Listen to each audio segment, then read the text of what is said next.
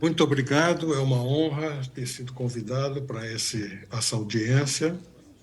E eu gostaria de falar algumas coisas aqui que já foram ditas pela professora de la Féria, pela professora Rocha, e queria também conversar um pouco agora sobre o que acabou de falar o doutor Lício.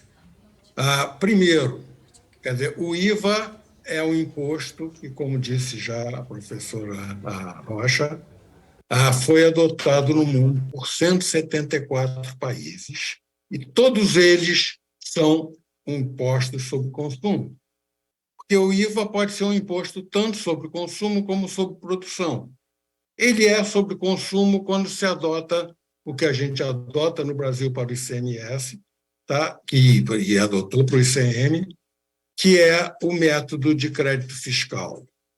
Ele seria um imposto sobre produção se fosse adotado, como foi inicialmente, por PIS/COFINS, o método de subtração. Tá? Nesse caso, sim, teríamos um imposto sobre o valor adicionado por cada produtor. Mas no caso do IVA com o método de crédito fiscal, não. O que nós temos é um imposto que vai sendo calculado sobre o valor adicionado ao produto e não pelo produtor. Tá? E, no final das contas, com a cadeia de débito e crédito, acaba sendo um imposto de consumo sobre o valor total consumido. Então, esse é um ponto fundamental que não cabe discussão mais, porque são 174 países que adotaram ao longo desses anos.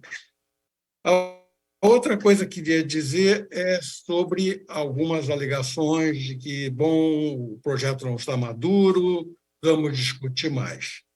Nesse caso, o que eu posso dizer é que o projeto tem por base toda a literatura do IVA. O IVA foi, pela primeira vez, se falou num imposto não cumulativo sobre o movimento econômico há mais de 100 anos atrás.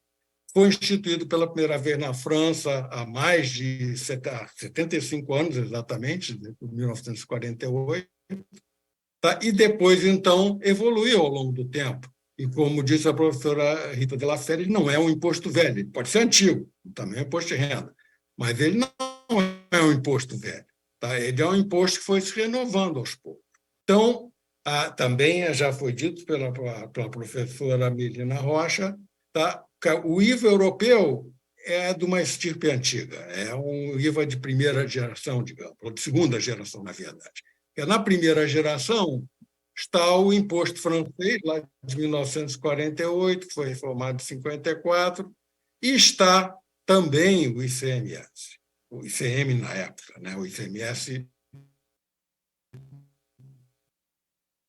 continua sendo ICM nesse ponto. Mas a geração 1 apareceu quando a França e a Dinamarca, na mesma época em que foi feito o ICM, incluíram os serviços na base do IVA, tá? Que ele não era incluído até então. Então, passamos a ter um IVA que é completo, que pega em serviços. Tá? E esse é o IVA que tem se adotado no mundo desde então.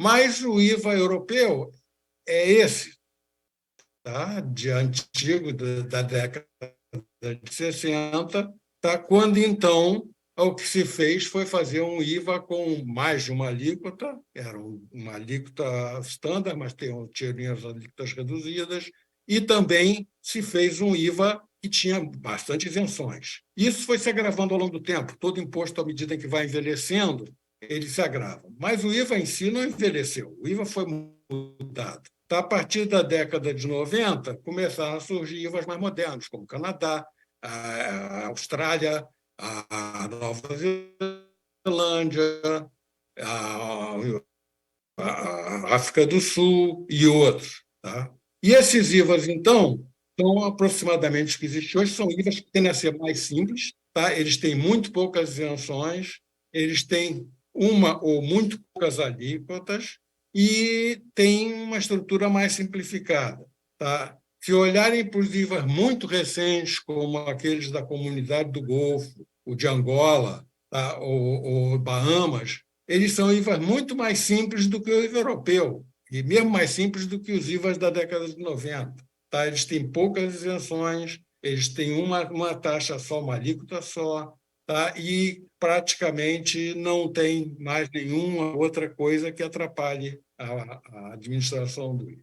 Então, essencialmente, são esses os pontos. Quer dizer, eu acho que a gente já discutiu bastante esse tipo de reforma.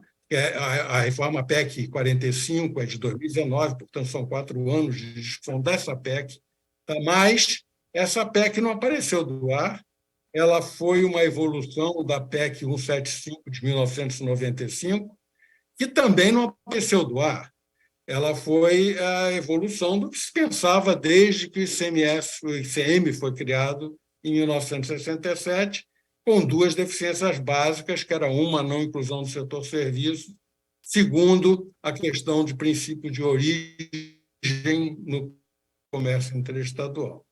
Eu queria finalmente falar sobre, já que a Medina Rocha citou meu nome, deixa eu dizer que hoje eu tenho uma ideia diferente. Quer dizer, na época, eu propus o modelo Barquinho, como ela disse, foi adotado na Índia, está com algumas modificações, e não com a minha participação. Na Índia, eu não participei da reforma que eles fizeram. Tá?